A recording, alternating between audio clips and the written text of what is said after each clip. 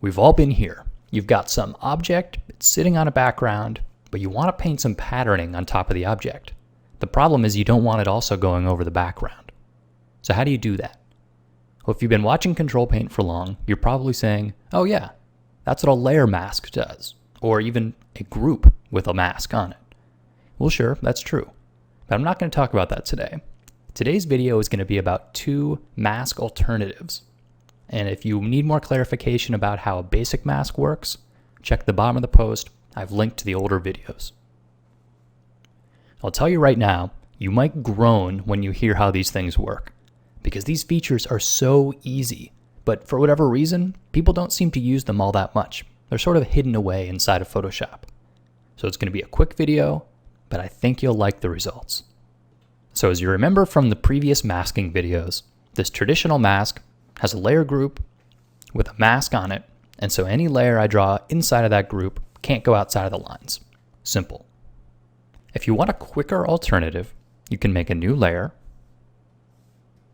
draw wherever you want on that layer, and then go to Layer, Create Clipping Mask.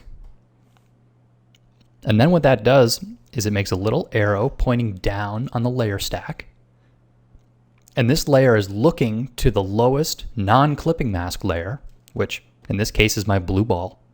And it says, that blue ball defines the boundary of my layer. So in a way, the blue ball is masking the line art, those black scribbles I drew. And you can do this in the reverse order as well. You can make a new layer,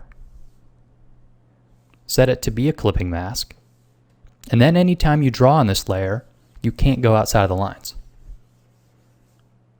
Now if I made another layer, and also turned it into a clipping mask,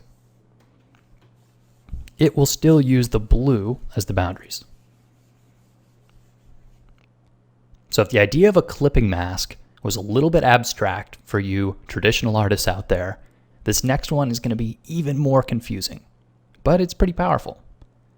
So with a locked pixel layer, you can take any normal layer,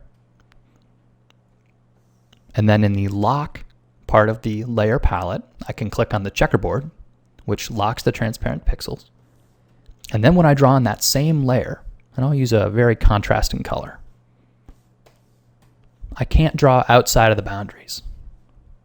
So I haven't made a new layer, I haven't made a mask, no clipping mask, but the layer uses its own borders as a mask.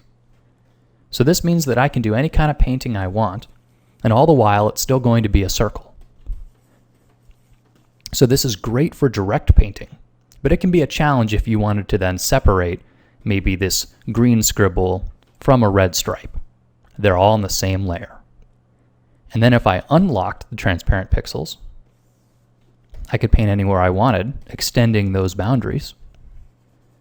And then if I relock them, I have a new shape that I can paint inside of. But all the while, this is still a single layer.